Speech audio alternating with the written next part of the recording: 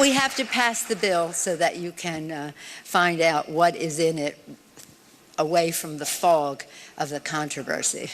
That was March of 2010. Now we're all in for it. Well, we're seeing what's going on right now, but there are no worries from the White House, even though glitches left millions unable to access the enrollment website on day one. The president comparing it to the new iPhone release here. Consider that just a couple of weeks ago, Apple rolled out a new mobile operating system. And within days, they found a glitch, so they fixed it. I don't remember anybody suggesting Apple should stop selling iPhones or iPads, or threatening to shut down the company if they didn't. That's not how we do things in America. Stephen Hayes, senior writer, Weekly Standard, Fox News contributor. Sir, good morning to you. Good morning, Bill. It's not how we do things now. What did you think of the Apple comparison? Well, I think it's flawed for a number of reasons, some of which others have pointed out. Of course, nobody's compelling you to go buy an Apple product. You have other products that you can choose if you want to. That's certainly not the case with Obamacare. Look, I think the president is trying to make the best of a really bad day for Obamacare, the first day of this big launch, and he's going to try to find any argument that he can make to put it in the context that's the most beneficial for him. What the White House will argue, and you'll hear Kathleen Sebelius in a moment here, is that you got to give it some time here. Are folks like you being impatient? Should we expect a few bumps and glitches on day one, or not? Sure. I mean, look, think about their argument in sort of a broader context. Kathleen Sebelius and President Obama and others are arguing, in effect, these are small glitches, they'll be smoothed out, and then everything will be fine, everything will run fine. I suppose that's possible, but I think it's far more likely that after having spent 3 years planning for this opening day, for this launch, that's introducing rather minor parts of Obamacare. I mean, basically, it's listing options, it's allowing for sign-up, but we're not getting into the complexity of Obamacare yet. It has nothing to do with surgery.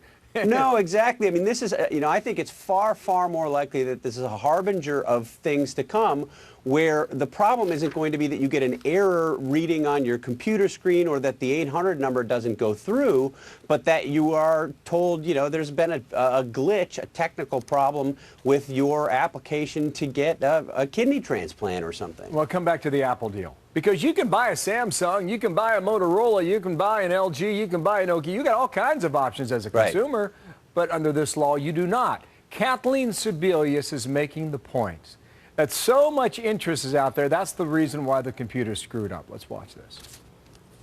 We have had a few slowdowns, a few glitches, but it's sort of a great problem to have. It's based on the fact that the volume has been so high and the interest is so high.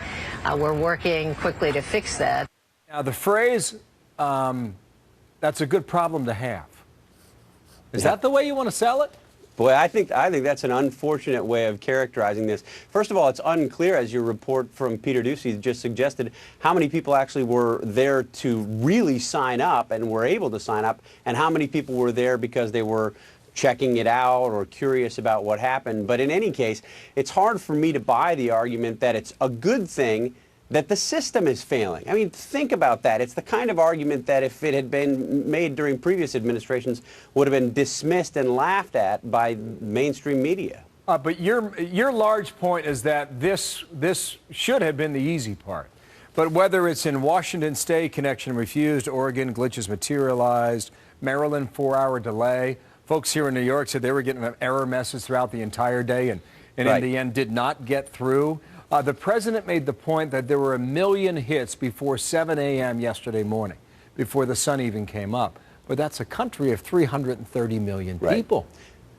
Yeah, and these stories are not just stories that reporters plucked out to suggest that things aren't going well. This was the norm. I mean, it was the case, I think, that if you went to other networks that tried to sign up people while they were doing this on live TV, they had problems. Reporters from the New York Times that went with folks who were trying to sign up, they couldn't get into the computer system. Then they couldn't get the 800 number to work. Then people were leaving because they weren't interested.